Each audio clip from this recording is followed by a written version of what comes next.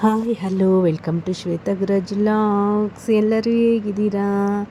I hope ಎಲ್ಲರೂ ಚೆನ್ನಾಗಿದ್ದೀರಾ ಅಂದ್ಕೊಂಡಿದ್ದೀನಿ. ನಾನು ಕೂಡ ತುಂಬಾ ಚೆನ್ನಾಗಿದ್ದೀನಿ.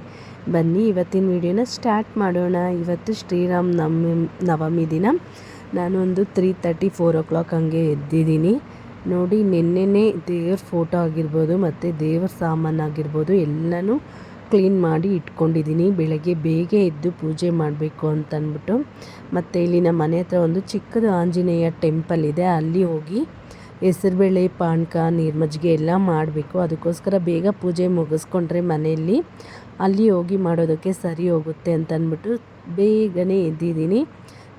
ನೋಡಿ ಇಲ್ಲಿ ಗ್ಯಾಸ್ ಎಲ್ಲ ನೈಟೇ ನಾನು ಎಲ್ಲನೂ ಕ್ಲೀನ್ ಮಾಡಿ ಇಟ್ಕೊಂಡಿದ್ದೀನಿ. ಗ್ಯಾಸ್ ಸ್ಟವ್, ಓಕೆ, ಅದನ್ನೆಲ್ಲ ಕ್ಲೀನ್ ಮಾಡಿ ಇಟ್ಕೊಂಡಿದ್ದೀನಿ. ಮಾರ್ನಿಂಗ್ ಅದಕ್ಕೆ ಪೂಜೆ ಮಾಡಿ ಅಡುಗೆ ಎಲ್ಲ ಸ್ಟಾರ್ಟ್ ಮಾಡೋಣ ಅಂತ ಅಂದ್ಬಿಟ್ಟು ಗ್ಯಾಸ್ಗೂ ಕೂಡ ಒಂದು ಚಿಕ್ಕದಾಗಿ ಪುಟ್ಟದಾಗಿ ಒಂದು ರಂಗೋಲಿನ ಹಾಕ್ಕೊಂಡೆ. ಈಗ ಅರಿಶಿನ ಕುಂಕುಮನ ಇಟ್ಕೊಳ್ತಾ ಇದ್ದೀನಿ.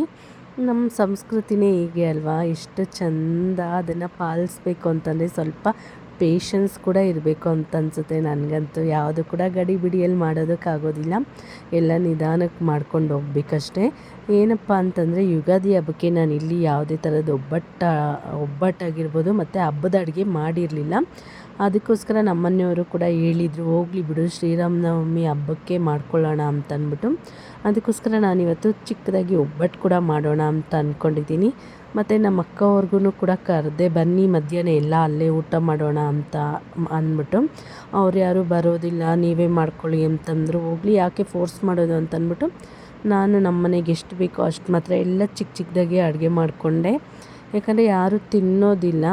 ಅದಕ್ಕೋಸ್ಕರ ನೋಡಿ, ಬರೀ ಒಂದೇ ಒಂದು ಗ್ಲಾಸ್ ಹಾಕಿ ಬೇಳೆನ ಬೇಯಿಸ್ಕೊಳ್ತಾ ಇದ್ದೀನಿ. ಒಬ್ಬಟ್ಟಿಗೆ ಸಾಕು, ಇದರಲ್ಲಿ ಒಂದು 10 ಒಬ್ಬಟ್ಟಾಗುತ್ತೆ ಅಂತ ಅಂದ್ಕೊಂಡಿದ್ದೀನಿ ನಾನು.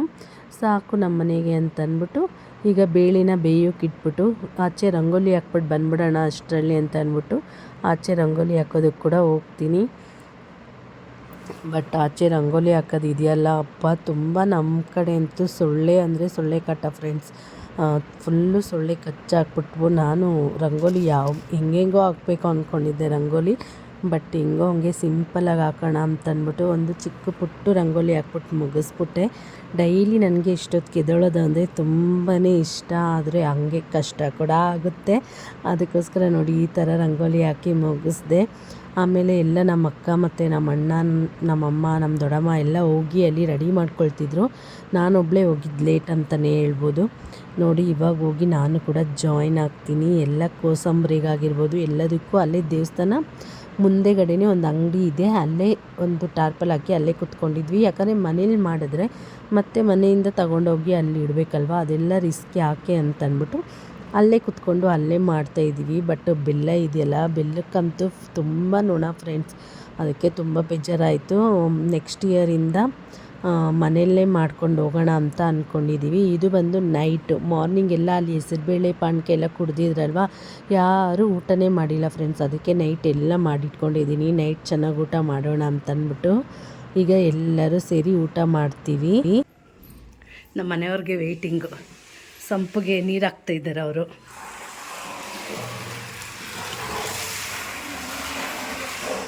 ನಮ್ಮದು ಮೋಟ್ರ್ ರಿಪೇರಿ ಆಗಿರೋದ್ರಿಂದ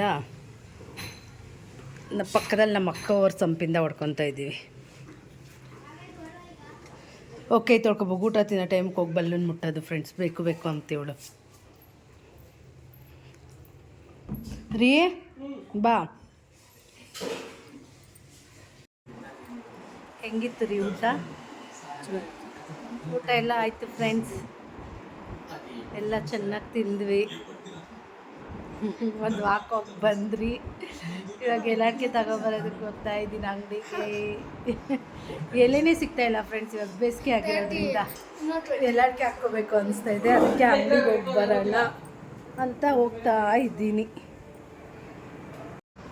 ಅಷ್ಟೇ ಫ್ರೆಂಡ್ಸ್. ಇವತ್ತಿನ ವಿಡಿಯೋನ ಇಲ್ಲಿಗೆ ಎಂಡ್ ಮಾಡ್ತಿದ್ದೀನಿ. ಇದು ಒಂದು ಪುಟ್ಟ ವ್ಲಾಗ್ ಆಗಿರುತ್ತೆ. ಈ ವಿಡಿಯೋ ಯಾರಿಗೆಲ್ಲ ಇಷ್ಟ ಆಯಿತು ಪ್ಲೀಸ್ ಒಂದು ಲೈಕ್ ಮಾಡಿ, ಶೇರ್ ಮಾಡಿ, ಸಪೋರ್ಟ್ ಮಾಡಿ.